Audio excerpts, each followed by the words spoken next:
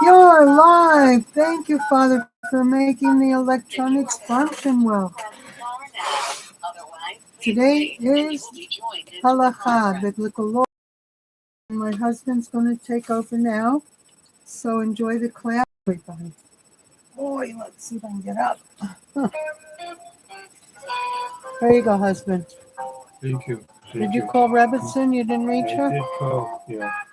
I did call. But you didn't reach her? Right. Okay, I'll try. All right, so I'll try to lower the volume.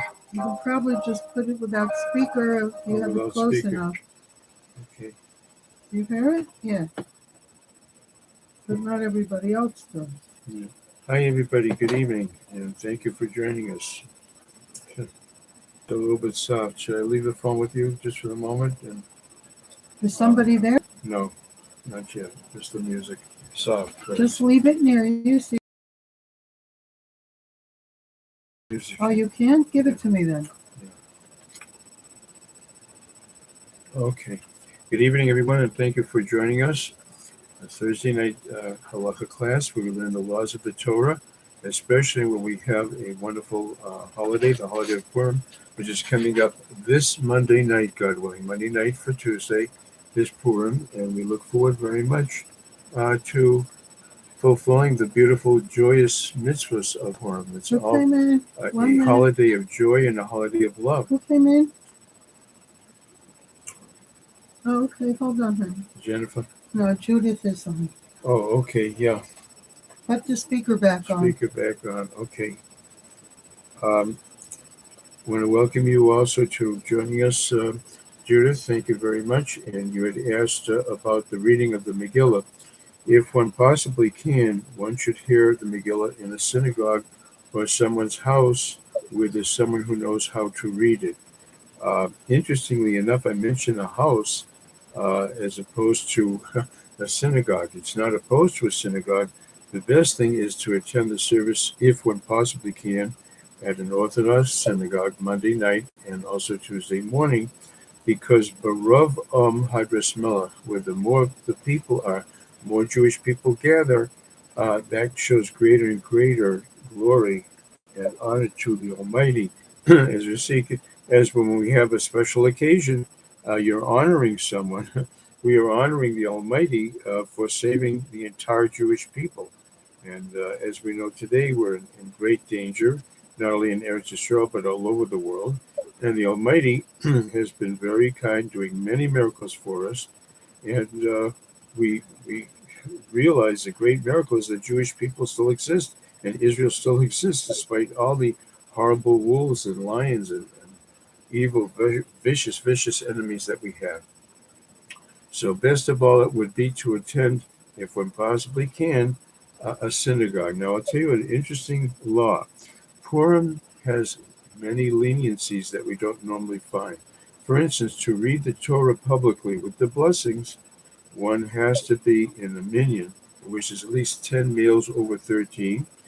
It's either in a house. Some people make a minyan in their house when there's bad weather, and they have a number of neighbors, maybe in an apartment complex.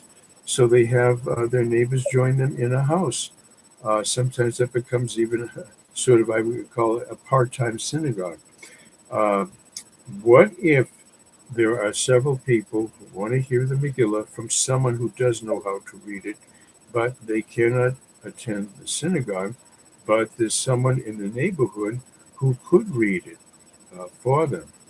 Unlike the Torah, which requires a minyan to be recited with the congregation listening, and that could be in the house too, where you have at least the 10 males. On the Megillah, there's a great leniency that you don't need a minyan in order to fulfill the mitzvah completely, which is very, very interesting. There are a number of leniencies with regard to Purim because it is such an incredibly joyous holiday that our rabbis explain to us that at all costs to be able to hear the reading of the story of Esther, of this great miracle that took place. So I'll tell you very briefly about an instance of this. And first of all, maybe before I mention that, God willing, here in Dickinson, we don't have anyone else actually. Some years we actually had some people that came in, but we don't even have one other Jewish person that can even invite to come in. But at any rate, many years ago, my father, may he rest in peace, and my brother, may he rest in peace, and myself, please God, I should be able to remain well and able to continue teaching the wonderful Torah. The three of us went to the synagogue to hear the Megillah. The synagogue was empty. Why? Because there was a terrible snowstorm that evening, which has happened more than once Purim time. Only one other person came. He was the director of the Chabad Yeshiva, the Lubavitch Yeshiva in Boston, where I myself attended as a child, and later I became a teacher, and even later than that, I became actually a principal of this very same school that I attended as a child. So the director of the school came to the synagogue. Who came in? The director of the hi, thank you Is for that joining Robertson? us. Thank you for joining us. We're just Is that explaining. Robertson? It is, yeah. Okay, The director of the school came to the synagogue. We're explaining, Robertson, Katz, we were explaining that the Megillah has a very big leniency, that the rabbis want us to hear it so badly, so much, that they permitted it even to fully fulfill the simply hearing it from someone who knows how to read it, a scroll. In order to do this, even one-on-one, a person can read it themselves. Unfortunately, the president of my synagogue hospital, he had a Megillah with him. He read the Megillah in the all by himself. And you can make the blessings. There's 3 blessings, as we'll review shortly. And he read the Megillah himself. So I was just explaining that when I was much, much younger, that my father, may rest in peace, and my older brother, may he rest in peace, and myself, we tried to go to shul for Purim, and we made it to the shul, but the shul was empty. There was a terrible snowstorm. Only one other person came, and that was the director of the Chabad Yeshiva, where I attended as a child myself. Later became a teacher, later became a principal right there. So he came, and we're stuck. We're stuck. We came to the synagogue to fulfill this mitzvah, and we couldn't do it. So the Rabbi Costello, may he rest in peace, and those who are in Baltimore might remember him, as a matter of fact, if anyone's listening. And he said, come over my house, and I'll read the Megillah for you. And he had not prepared it, but he did it from having remembered, from hearing it for many times. He read it for us so that we actually were able to fulfill the mitzvah. So that was one of the wonderful leniencies. Now here in Dickinson, what I do, I basically read it for Rebbetzin Yizkov. You have to hear the Megillah in person to fulfill the mitzvah. That you do have to do. It's not a question of a meaning, it's a question of hearing it live. It has to be heard live. And we realize that some people cannot do that. So we say to the Almighty, we'll do the best we can. So what I tried to do on Purim night, which will be Monday night, which will be at 6:45, God willing, I hope to read the Megillah. And if people can't go to the synagogue and can't hear it any other way, they are welcome to tune in and hear the Megillah. You cannot fulfill the mitzvah fully by electronically, just hearing it on the telephone or computer, but at least your Almighty sees you're trying to do your best, and He considers it. Like many times I have mentioned the last few weeks, if you can't fulfill a mitzvah, if you do the best you can, and that's all you're able to do, the Almighty considers it like you fulfilled it. So that's what we hope to do. So Monday night, we hope to read at 6:45. And on Tuesday morning, it won't be, for you, it won't be morning, it'll be about 12 o'clock. 12 o'clock, middle of the day, we hope to read the Megillah then. You can read the Megillah all day. It can be done all day if you don't hear it in the morning. There's many young women who have young children, and they're not able to hear the reading of the Megillah. Their husbands go with this, perhaps with the sons, and maybe the older children to the synagogue, and the wife has to hear it too. This is another unusual situation where men are required to hear Torah readings on the Shabbos, and this Shabbos is Pasha Zohar, the attack of Amalek. Very important to go if one can. But at any rate, the Megillah actually has to be heard by women as well and young girls as well. So it's a very special, um, joyous holiday in which the rabbis want everyone to participate, and therefore um, they do several readings in many communities. That they'll read the Megillah Monday night, and they'll have another reading afterwards. It might be later when the husbands and daddies, tatis come home and can relieve um, the wife so that she can go to the synagogue and hear a later reading. Same thing on Tuesday morning. For me, because I'm 2 hours ahead of you, so my 10 o'clock is your 12 o'clock. Like we have, it's the same deal with the Hasidus on Sunday as well. So if it is all possible to try to attend the reading, and even if you can't go to the synagogue, if you know of someone who's going to do a private reading, it's perfectly fine and fulfills the entire mitzvah. There are three beautiful blessings that are recited before the Megillah reading, and there's a beautiful blessing that's recited after the Megillah is read. And if you can hear it, one must listen to each and every word. It's a tremendous exercise in patience and self-control and concentration. Tremendous matter to fulfill, to hear each and every word of the Megillah. Okay, before Monday night, Monday afternoon, I mentioned this, I'm going to mention this again, that the women started to do it too, but before the Mincha service on Monday is a fast. That's the fast of Esther. That wasn't the official fast. Her fast actually, when she had everybody fast for 3 days, that was Pesach time. They didn't have a Seder. This was after the horrible decree of Haman, and he had his day selected already, the day of which the Jewish people, God forbid, were supposed to be annihilated. Letters were sent in every language to every country. You did not have internet then. You did not have the computers. You did not have the cell phone in those days. So to communicate, and here there was plenty of time. There's almost a year in which to send letters in every language to every country. That on the 13th of Adar, that all the enemies of the Jewish people had the permission and the right, according to King Ahasuerus. He was worse than Haman. Everybody thinks of him being so great because in the end, he was worse than Haman. He said, I'll pay for the job. I'll pay for it myself. Haman said, I'll pay to hire the army to go destroy Jewish people all over the world. God forbid, God forbid, God forbid.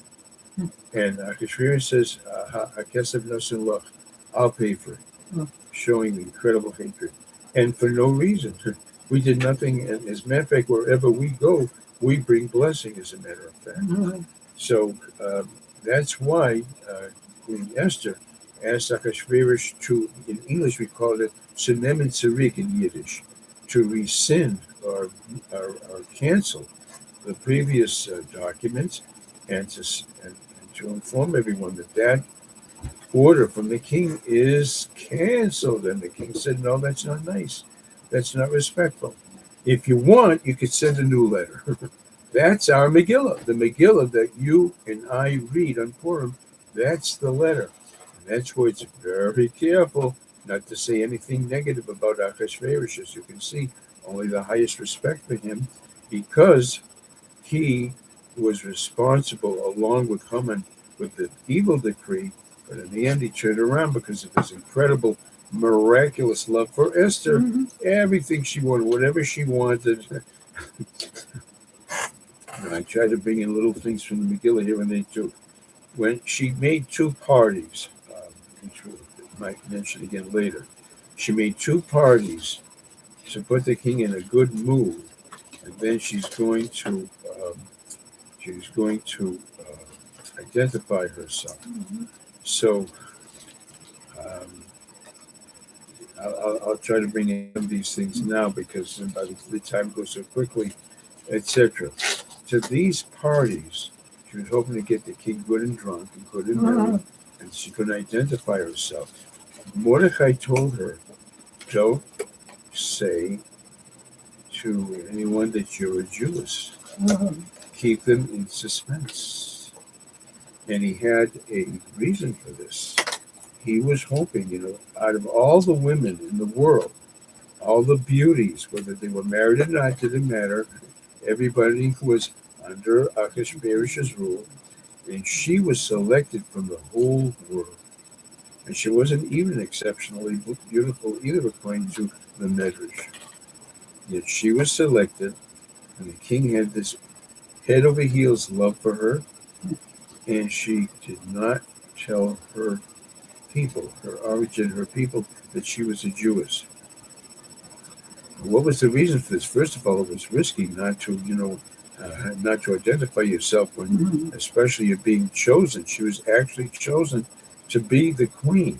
There had been a previous queen, Vashti. We might have time to talk about her too.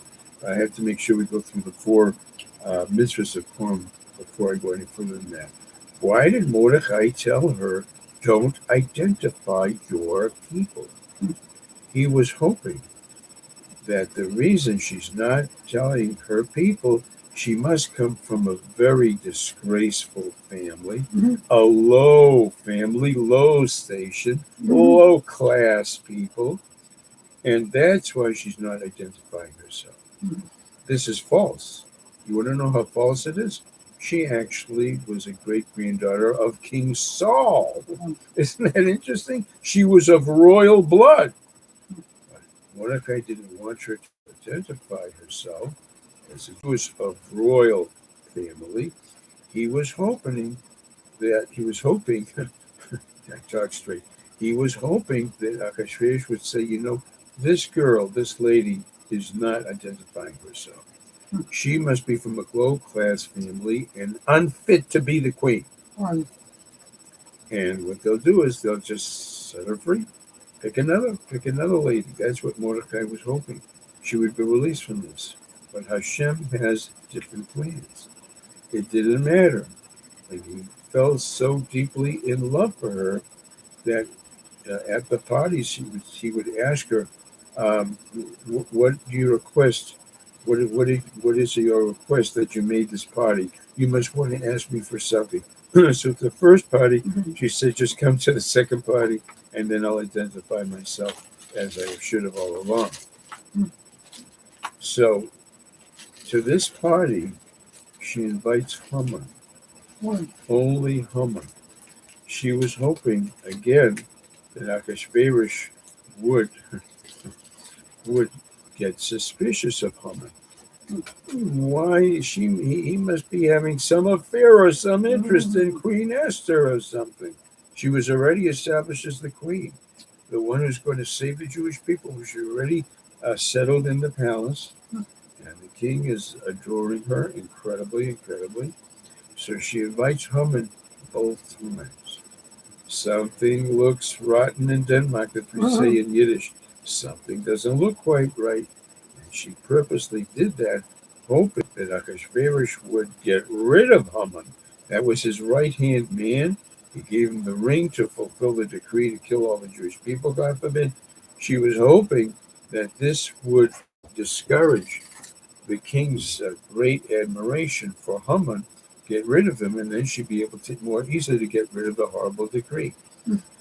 So, and that is true.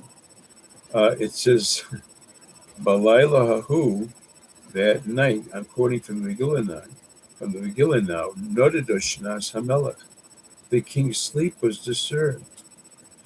So he couldn't sleep, and he asked for the book of the history of his kingdom, records. By the way, by a president also, they keep official records. And in fact, after the president finishes being president, they build a whole library, hear this, for the president, and they fill it with all the documents from his presidency, and including a record of his whole presidency, all the things he did.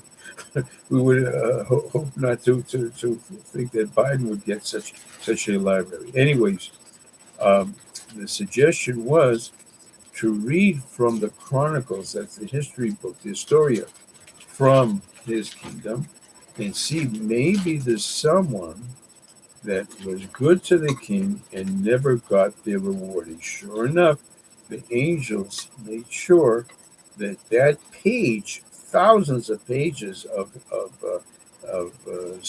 information about Achashverosh, that page came up in front of those who were reading and said that Mordecai had saved the king's life and never been rewarded for it. Wow. And that's how everything started to turn around, as we'll explain soon too. Okay, the Megillah is a very fascinating, wonderful story. So one explanation is he couldn't sleep, and they tried to put him to sleep by reading the history. It would be very boring and put you to sleep. In the meantime, he found out there's someone who deserved to be honored greatly by the king, a high medal worth of honor. And instead, as you remember from the story, Haman was coming in that night to get permission to hang Mordecai. Oh. Mordecai wouldn't bow down to him. Mordecai made himself, not just that Haman's clothing had an idol on the clothing. He himself made himself an idol. He made himself into an idol for worship. And he was terribly upset that Mordecai would not bow down to him. So he came into the palace to ask for permission to hang Haman, to destroy, to hang Mordecai, who was disobeying the instructions that everybody has to bow down to Haman. So Haman comes in, and Achashverosh says, "What do you do to honor a person? A great honor that the king wishes to honor him." Mm-hmm. So Haman says to himself, he must want to honor me because I'm his right-hand man. Mm-hmm. Okay. He couldn't hang Mordecai. He couldn't do anything without the king's permission. But meanwhile, he's asked a question, and he says to himself, the king is asking, if you want to honor, if the king wants to honor someone, I want to hear what your suggestion is, because he was a big advisor. So Haman says, you should get the royal horse and royal robe, put the royal king's robe on this person, and you should ride a royal horse. And there's an item that Haman mentioned. He went too far.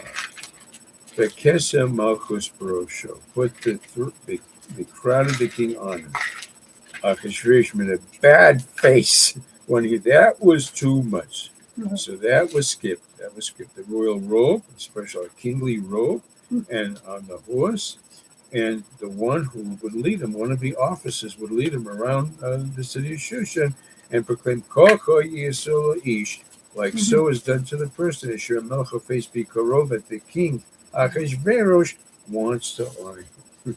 So instead of being able to hang Mordecai, what happened is exactly the opposite.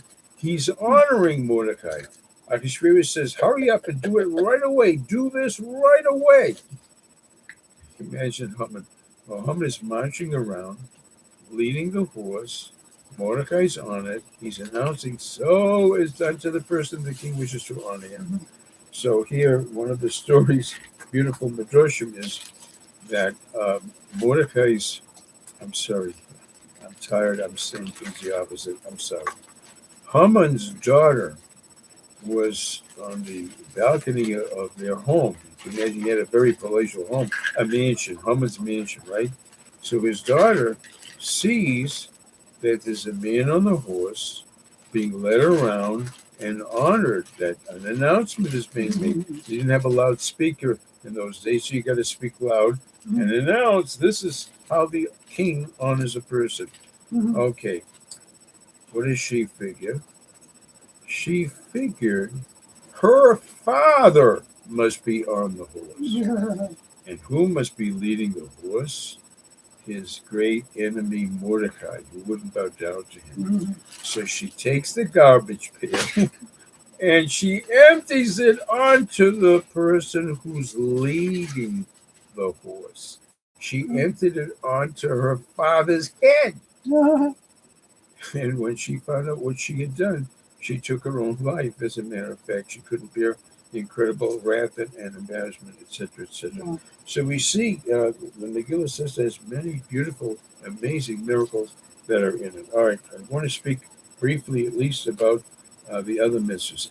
Before the afternoon prayer on Monday, that I mentioned that half shekel, that half dollar, we use three of them that are set aside for charity, reminiscent of the half dollar that the Jewish people all around the world would send to the Holy Temple, so that every Jewish family all around the world would have a share in the services that were done there, not only in Jerusalem, not only in Israel, but all around the world. They would send a messenger to bring the half dollars from the different countries, from the different places. Okay, we continue also now that in the evening, we have a festive meal. It's not the main festive meal, but it's the meal that we're also celebrating the great salvation of the Almighty. Now, during the day, this should be done during the daytime, Tuesday during the day. Okay, one of the other mitzvahs is to send to another Jew or Jewess. In my case, I have to do it with my wife. There's nobody even else to do here, but you may have a neighbor, a Jewish neighbor perhaps, and you should give them a present or send a present to someone of two edible foods, two foods. It could be nice foods. It could be some fruit and a piece of cake or cookies or something of that nature. Two different foods that have different um, blessings.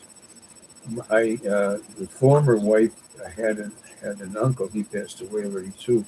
Had an uncle who had a business of chickens, selling chickens, slaughtering chickens, and selling them. And he also used to rotisserie them. We got a rotisserie chicken for the main Purim meal, which I'm speaking about now, on Tuesday to have a festive Purim meal, trying to wash and make a motzi, and have a festive Purim meal. So we send these food portions, and they may be very appropriate also to be enjoyed during the meal if you can send them to someone. It's called mishloach manos, sending food portions. And this stresses the great love of the Jewish people for each other, in which we send actually gifts. These gifts, they are gifts of food portions that should be food that's ready to eat, not something you have to cook. As they say, that what we received was a ready-to-eat chicken. There should be two foods at least that are ready to eat. Another important mitzvah of the day, the special Purim charity, the special Purim uh, tzedakah, in which you take at least 2 coins, 1 coin for each person, and it may be for an organization that has a charity fund, a synagogue that has a charity fund, or perhaps a Jewish school may also have a charity fund also. I mentioned many times there are many students that cannot pay their tuition. They cannot pay their tuition. Parents are not able to do it. And the school has to run it. The school doesn't want to refuse anyone. So to contribute to the scholarship, they call it a scholarship fund for Jewish children whose parents cannot pay their tuition. That's also a beautiful thing to do as well. So this is done as well. So we have actually 4 commandments altogether. First is the reading the Megillah. That would be Monday night. Over here, we'll try to do it over the phone at 6:45. Tuesday morning, if you cannot go to the synagogue, we'll try to read it again at Eastern time would be 12 o'clock. If you are in another time zone, you have to adjust for that. We are in mountain time. My wife and I are in mountain time, so If you were living in another part of the country or maybe the world, you have to adjust and find out what time that would be. So the reading of the Megillah, Monday night and Tuesday during the day. We also have the mitzvah to send food portions, at least 2 different things. You could send all you want. You could send to many people if you want. There's no limit. But try to send to each one 2 different kinds of foods that would require a different blessing. Like one would be bonim renazonos for cake or for cookies. The other would be like bori priya ace, for instance, or bori priya dama, different blessings for each one, or even charcoal, perhaps also for certain things. Okay, so you have the sending of the food portions, setting aside a coin for each of 2 needy individuals or 2 charity funds, 2 different charity funds.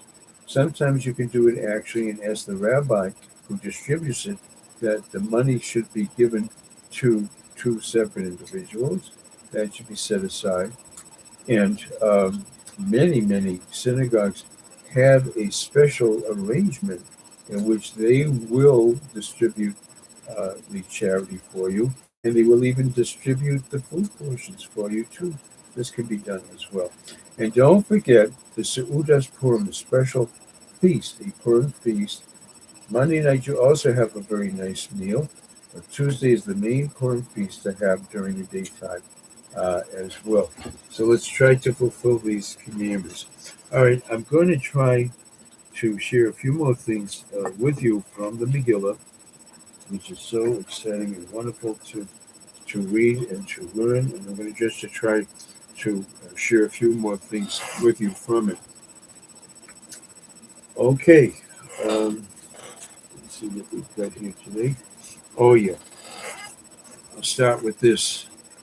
The Almighty records and realizes every single thing that a person does. Esther became the queen, which was a big miracle. Out of all the women in the world, in fact, she was married, according to an opinion to Mordecai. He didn't care if the woman was married or not. If he was going to select her, he would select her. In fact, there's many women that didn't become the queen, but he retained them anyway. In those days, you could have more than one wife, and certainly a king would do that to great extent. So he certainly had plenty of women. But to be a queen, it had to be someone who was especially distinguished and wonderful. So Esther, he doesn't know she's distinguished. She's a great granddaughter of King Saul. She's from royal family. King Saul, if you didn't know, was the first official king of the Jewish people. In the wilderness, Moses was our king. But once we reached Eretz Yisrael, it took quite a while before we had the very first official king, and that was King Saul. Well, Achashverosh had a wife before this whole story, and her name was Vashti. She was a granddaughter of King Nebuchadnezzar. Who was King Nebuchadnezzar? Now you're learning about Iran, you're learning about Iraq. The same old enemy from many years before too. Nebuchadnezzar of Babylonia, which is that general area, but that area is not called Babylonia anymore, but it's that general area. That's where the story of Esther took place. And the king was already married to a woman named Vashti. And Vashti was a very wicked woman. She hated the Jewish people as well. And she don't forget, she's the queen over the whole kingdom now. And she has Jewish girls. She forced them to work on Shabbos, to do things for her, and to not have clothes on. Very wicked, to disgrace them. Because we know tznius, modesty, is one of the main fundamental practices of the Jewish girl and woman. So this is what she did.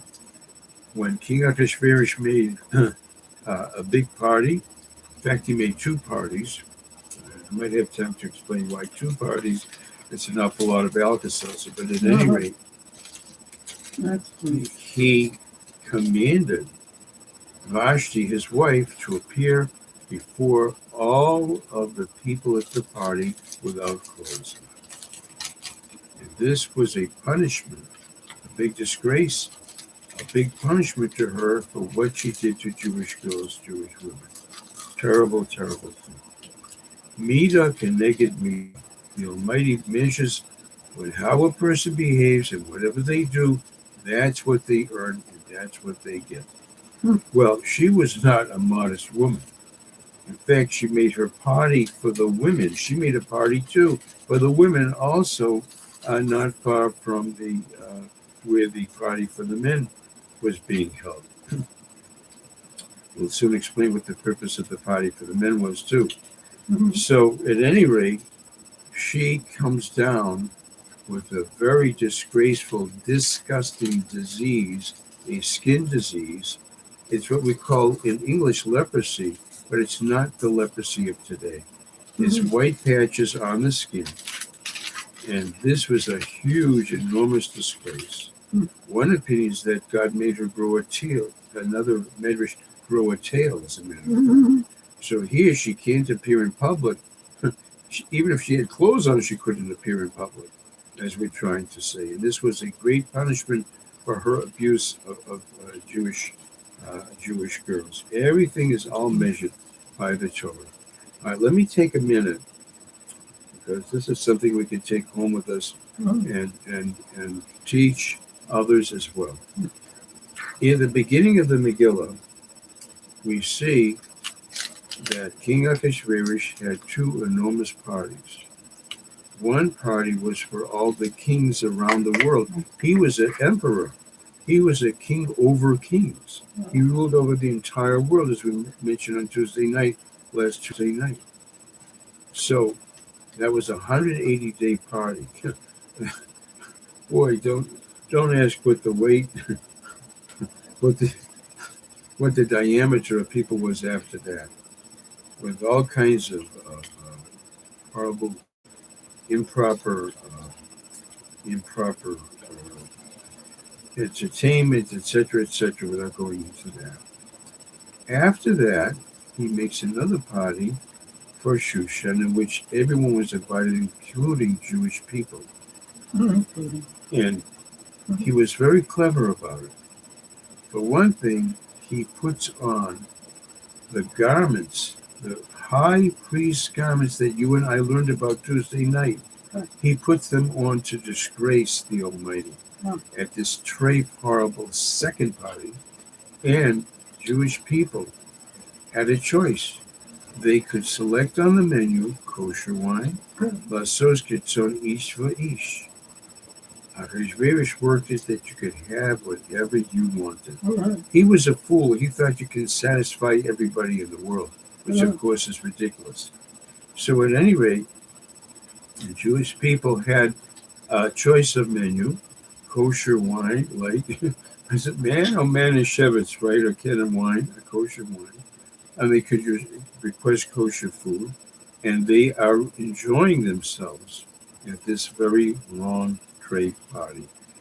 Ahasuerus had the vessels, the holy vessels from the Beis Hamikdash, being used at the party as well. Very, very horrible. As much as he could in order to disgrace the Almighty. That's what he's doing. Should we attend such a party? Of course, absolutely not. I don't care if it's kosher and glad kosher. A party that is being really designed by an enemy of the Jewish people. This is before Haman. This is before Haman came to power. But he already showed his great chutzpah, his great hatred and contempt for the Almighty. So this is one of the things that went on. Also, much earlier, King Nebuchadnezzar, this is before the story of Esther took place, he made a big image, like a big statue, and he ordered the whole country of Babylonia to bow down to that statue. So although it wasn't officially a false god, it was very much like bowing down to a false god. These are two things that caused that Haman came to power and all the Jewish people were endangered all around the world. These two things, bowing down to that statue and attending the feast of Achashverosh, which was a very, very simple thing to do. To participate in such a thing, absolutely horrible. So that's interesting that we have two parties. Again, didn't you have enough to eat at the first party? He has to make a second party. Wait till you hear the reason that the Mephorshim explained. We're going to let you go soon too. Why did he have to make two parties? The first party, he has kings and emperors from all over the world, and he used it to ask a question. Wait till you hear it. How can we get rid of the Jewish people? That's before Haman. This is before Haman. How can we get rid of the Jewish people without being punished? We know that whoever is an enemy is happening right now, this very moment too. That Israel is clobbering Iran and clobbered them over and over again. And the United States joined in helping that by clobbering Iran. And President Trump is waiting and waiting, which I'm very sorry and upset that he is. He's waiting and waiting. They fully deserve to be clobbered. They've killed 32,000 of the Iranian people, their own people. They have their army go out with machine guns and just shoot people. Just shoot people. Unbelievable. This is horrible. Haman Khomeini, who hates the Jewish people, he hates his own people too. And they hate him too, believe me. Haman Khomeini are called. All right. At any rate, what did the king ask? How do we get at the Jewish people without being punished? Wait till you hear the answer. And then you'll understand how the Almighty works. Achashverosh said, I'll set up a situation in which they're invited to the party too. And there will be kosher and non-kosher. There will be immodest, immoral entertainment. You know what he even did? You know that we're not allowed to wear woolen linen, in a garment. It's one of the 613 commandments. For the tapestries, decorating the big banquet hall and everything, he puts up tapestries that are made out of wool and linen. That in itself would not be a violation, but he wanted the Jewish people to feast their eyes on something they're not supposed to do, to wear those materials together. So that's what happened, and unfortunately, it almost worked. And the Almighty is so kind that he prepares, as we mentioned in the past, when there's going to be a terrible sickness, a terrible tragedy, Hashem prepares the remedy, the cure for it for us, and therefore he saw to it that Esther would be in the palace, and there she would be appointed she would be given the high office of queen of the whole world, and the empire, and in a position to save the Jewish people. So what happened? Why did it even work?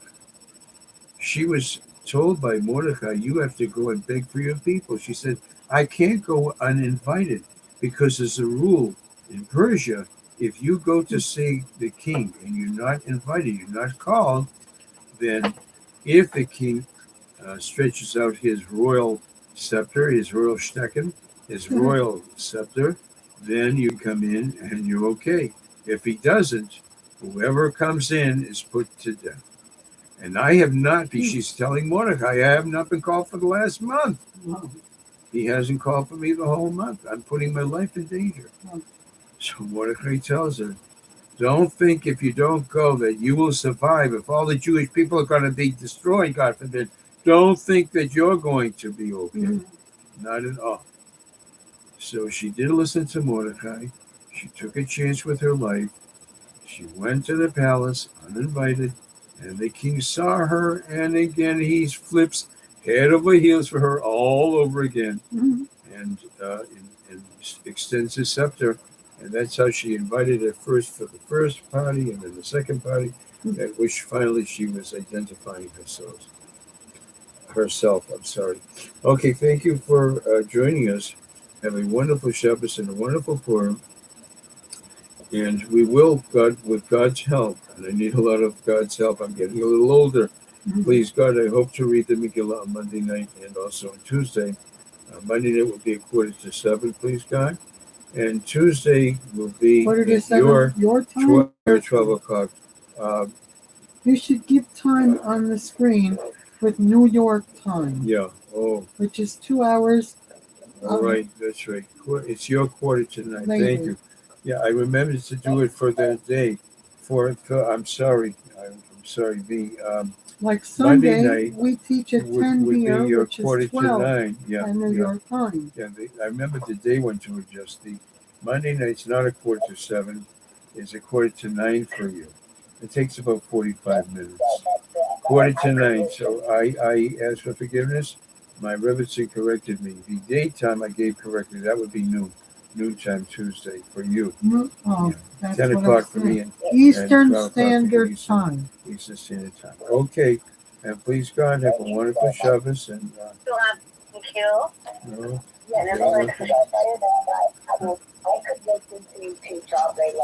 why, thank you. Aren't you wonderful? May the Almighty keep you well all day long and all night long, too.